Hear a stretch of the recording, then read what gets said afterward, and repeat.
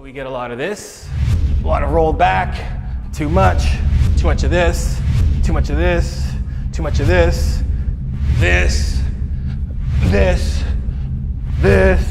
What is that?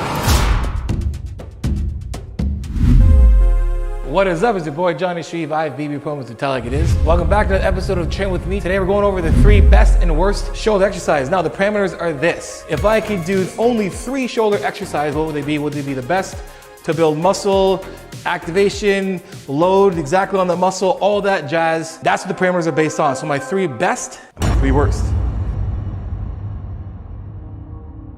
Yeah, this actually kind of sucks. I'm not gonna lie. This does actually suck.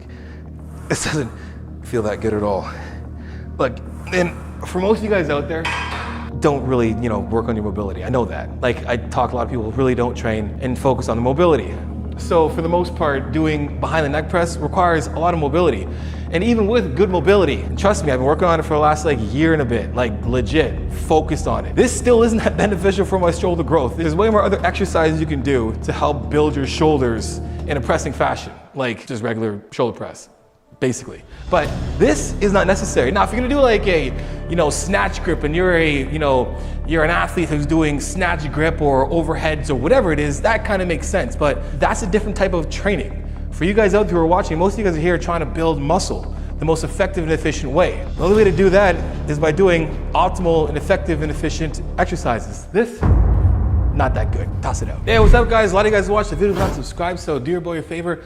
Do yourself a favor. Subscribe to the channel and hit the post notification button as well too, so next time I put a video, you will not miss it. You'll be the first ones to get it. And hopefully by now you like the video, so if you do, hit the like button. Back to the show.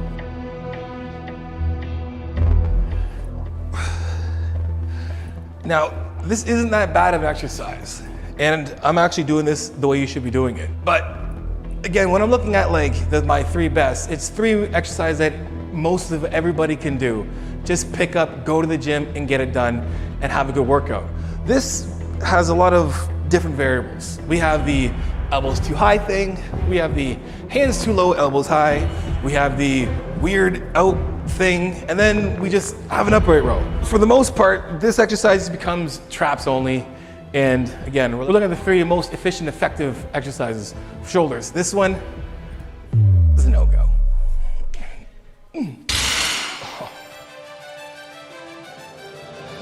Cool bands. We're gonna pull up like this, and then we're gonna go like this and go like this. That's right, cool band. All I have is my word and my balls. All I have in this world is my balls and my word. The Cuban press. You go like this, and then you flip it up like this, and then you press like this. And then down, back here to separate your shoulders, and down you go. Up again, wrench it up. And do a press, because I saw this on, I think, Men's Health. Basically, you want to warm up your shoulders, do this. We're gonna combine the rotator exercise with an upright row, and then a press. Basically, you're gonna take Arnold press and jack it right up. Don't do that. Just make it like a shoulder injury just waiting to happen. Don't do this for a warm up or as your main anything. There's other movements you can do for warming your rotators up. Well, check it out, watch this. I'm gonna get on the ground like this. I'm just gonna get down here. Take the same weights you're using to do some funky shit, drop it up here and just nice and controlled. Elbow on top of the knee and just driving up, stay nice and upright. That's basically what you want to do for that, right?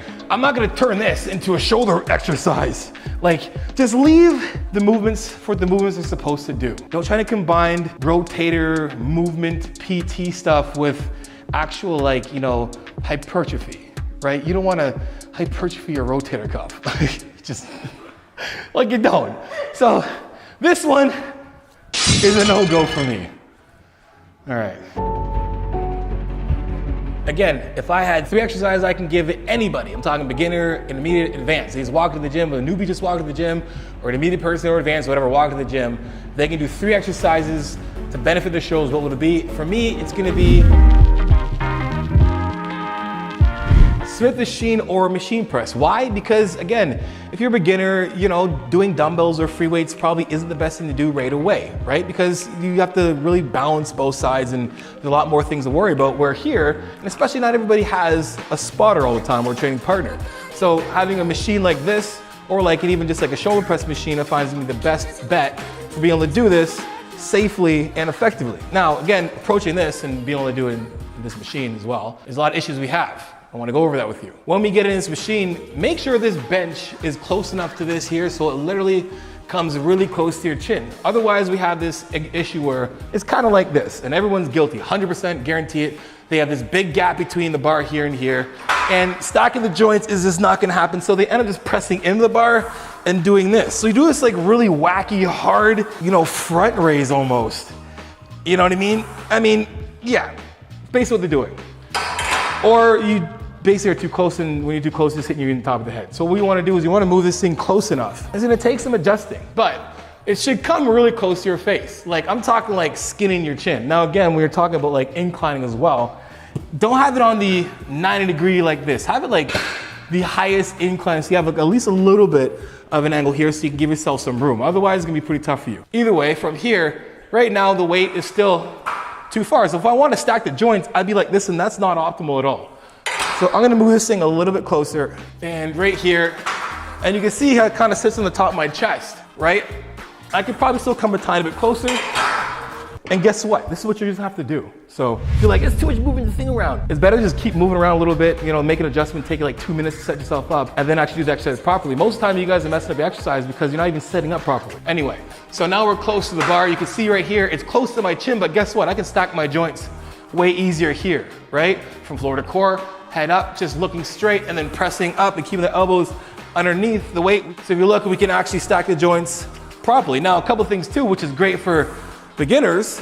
If you're advanced and you want to make this a little harder, you can turn this into an actually seated overhead press, which is pretty cool. That's why I like this machine. Because then I can do the same thing, flatten it, take away the back, get underneath the weight, and I can go from here and then do an overhead press. And guess what? If you're a beginner too, this is something you can progressive overload into. Start with the back up and then end with no back. And this is gonna incorporate a lot more of your core, but again, it's gonna work a little more of your rear delts as well too. So, give that one a try. Over behind the neck press stuff, okay?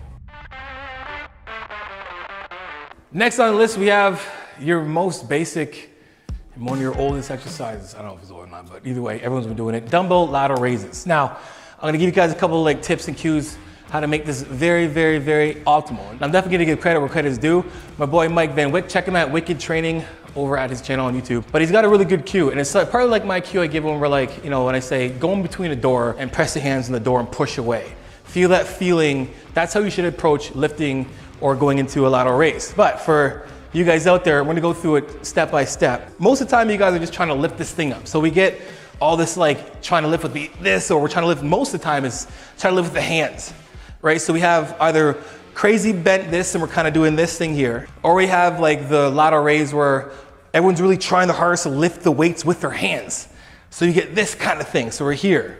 Or then we get just literally just kind of like this and we're just doing like an upright row, right? What we want to do to make sure we can feel this load on our shoulders is do a little thing like a little bit of a rock, like the cue Mike gives, in terms of like rock it a bit, just kind of push it out, push away. Feel that push away, right? You should feel that slight little bit of movement coming from your shoulder. You shouldn't think of like this whole thing coming from the hands, more so it's coming from your shoulder and your elbow. Your hand and your wrist, your forearm, whatever, just an extension of this set point of where we're actually trying to lift. So when you're thinking this, think about pushing away, like rock it a bit. And then we're actually going up, we're gonna go all the way up. Now we don't have to be out to here sideways, but we can be a little bit angled, like 45-degree-ish. But anyway, so here, and then we're gonna go up, right? And we're gonna push away, push away. I don't want my shoulders to come up. I don't want my traps to come up, because that's what happens in top two. We had a lot of trap recruitment to try and get this weighted because it gets hard. We're just doing this in the end. We're like, I'm doing a really good job getting my shoulders working. And your traps are taking the entire movement. We just want to kind of rock it out, kind of get yourself up, open up, and push away. Push the weight away from your body. And then while you go up, it's almost like I'm lifting my chest with it, right? I'm leaving my traps down by lifting my chest up. So I'm here. And remember, those 3 inches up, those 3 inches down is what you really want to control. We don't want to jack it up and then have it fall and try and catch it on the way down. We want to be able to just go up and control the weight down and up. The fluid motion, and then you're getting just exhausted with this tension here staying on the delts the entire time. Keep your chest up and away, right? Don't try and lift with your hands. A lot of you guys do that. You get this stuff. Your wrists are doing this. And your shoulders get tired, your wrists get tired, and you end up dropping the weight or whatever, right? Do your best to think about lifting from this and this, right? You're lifting from here, not from here. So stop all the weird hand stuff. Oh, I'm so hungry. All right, last but not least, we have chest support lying dumbbell reverse fly. I'm sure there's an easy way to say that, but you guys know what I'm gonna say. You guys know what I'm talking about when I get in position. The reason why I like this is because a lot of times we have a hard time actually connecting while doing, say, bent over dumbbell reverse flies. So we get a lot of this, a lot of rolled back, too much of this, too much of this, too much of this, this, this. What is that? I've seen 1,000 versions of it. Everyone has a reason why they do their thing, which is fine.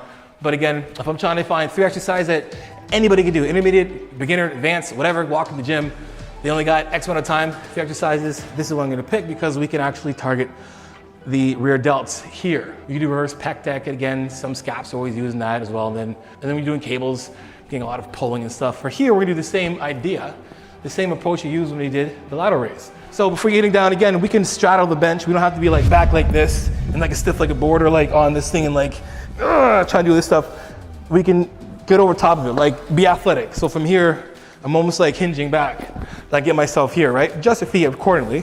Instead of doing our traditional kind of this thing out here, we're actually gonna rock it out to the side in the front a little bit.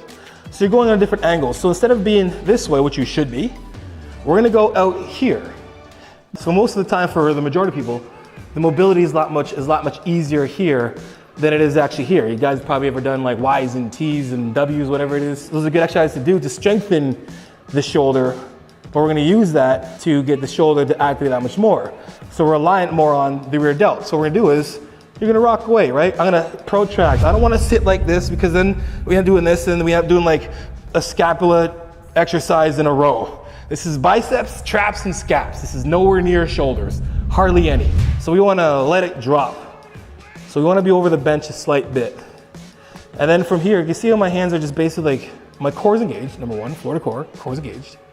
Hips are pushed on the bench, and you can see how it's just kind of rocking there. I'm gonna pull it out. That's what I wanna do. I wanna push away and out. You see how my shoulders, my scaps, there's nothing this is happening. None of this is working yet. It will. As we go from here, we're gonna go up. We're gonna push away, up. And we're gonna stop it before it goes all the way back here. We're not trying to do that stuff. I wanna get it up as high as I can and control it down. Almost like catching it down.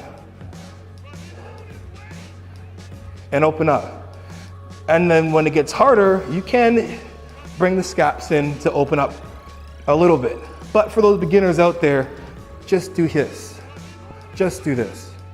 Push away and out. Away and out. And just doing that with 17.5 pounds, my shoulders are gassed. Sit machine shoulder press, lateral raises, and chest support, reverse lateral raises, and 3 sets of each, 10 to 15 reps, right? Struggling. It should not be easy. None of your sets should be easy. So just do that. These 3 exercises, 3 sets each, 2 hard sets of each, 1 to 2 minute rest in between. Make sure your sets last about 30 to 45 seconds. And there's you, and there's you. And there you have it, a dope shoulder exercise. That's my 3 best and 3 worst shoulder exercises. And that is it for today's video, guys. Hope you guys enjoyed it. And if you guys give it a try, let me know how it goes.